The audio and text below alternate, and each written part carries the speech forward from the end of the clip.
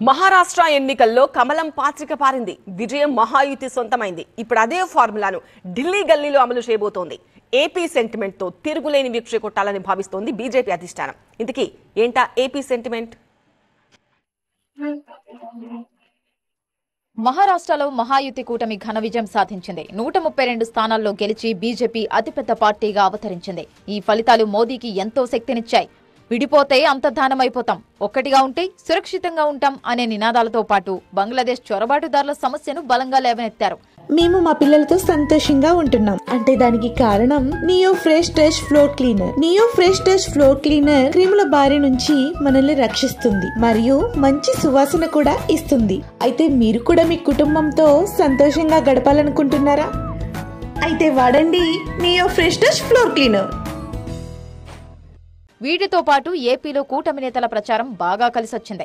ఇలా అన్ని కలిసి మహాయుతి కూటమికి తిరుగులేని విజయాన్ని అందించాయి. ఎన్డీఏ సంఖ్యాబలంలో కీలకంగా టీడీపీ, జనసేన వేర్వేరు రాష్ట్రాల్లో ఎన్డీఏ గెలుపు కోసం తమ వంతు పాత్రను పోషిస్తున్నాయి. మరఠ్వాడ, విదర్భ, పశ్చిమ మహారాష్ట్ర ప్రాంతాల్లో జనసేన అధినేత పవన్ కళ్యాణ్తో బీజేపీ అధిష్టానం ప్రచారం చేయించింది. మొత్తం 5 బహిరంగ సభలు, 2 రోడ్ షోలకి ప్లాన్ చేసింది. తెలుగు వాళ్లు ఎక్కువగా ఉండే ఈ ప్రాంతాల్లో పవన్తో ప్రచారం చేయించి ఓట్లను రాబట్టుకోవడంలో సక్సెస్ అయింది. సీఎం చంద్రబాబు ప్రచారానికి వెళ్లాల్సి ఉన్న ఆఖరి నిమిషంలో మహారాష్ట్ర పర్యటన రద్దయింది.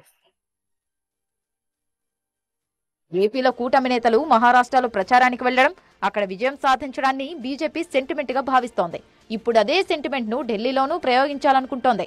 హస్తినలో అసెంబ్లీ ఎన్నికలు సమీపిస్తున్న వేళ అధికార, విపక్ష పార్టీలు ఎన్నికల ప్రచారంలో మునిగిపోయాయి. ఓటర్లను ఆకట్టుకునేందుకు హామీల వర్షం కురిపిస్తున్నాయి. ఈ క్రమంలో బీజేపీ కీలక నిర్ణయం తీసుకుంది. ఏపీ సీఎం చంద్రబాబును ఢిల్లీ ఎన్నికల ప్రచారంలో దింపబోతోంది. ఫిబ్రవరి 1న ఢిల్లీలో ఎన్నికల ప్రచారం నిర్వహించనున్నారు చంద్రబాబు. తెలుగు వాళ్లు నివసించే ప్రాంతాల్లో బీజేపీ అభ్యర్థులకు మద్దతుగా ప్రచారం చేయబోతున్నారు. అలాగే పవన్ కళ్యాణ్ కూడా ప్రచారంలో పాల్గొంటారని తెలుస్తోంది. బహిరంగ సభలు, రోడ్ షోలు ఎక్కడెక్కడ ఎలా ఉండాలన్న దానిపై త్వరలో క్లారిటీ రానుంది.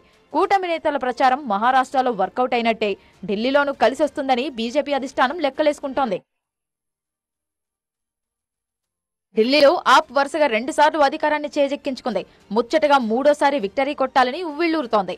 అటు బీజేపీ మాత్రం ఆప్ విజయాలకు బ్రేక్ వేసి హస్తినలో కాషాయ జెండా ఎగురవేయాలని కంకణం కట్టుకుంది. ఈ క్రమంలోనే తమ పార్టీ అభ్యర్థుల మద్దతు కోసం మిత్రపక్షాలను రంగంలోకి దింపాలని భావిస్తోంది.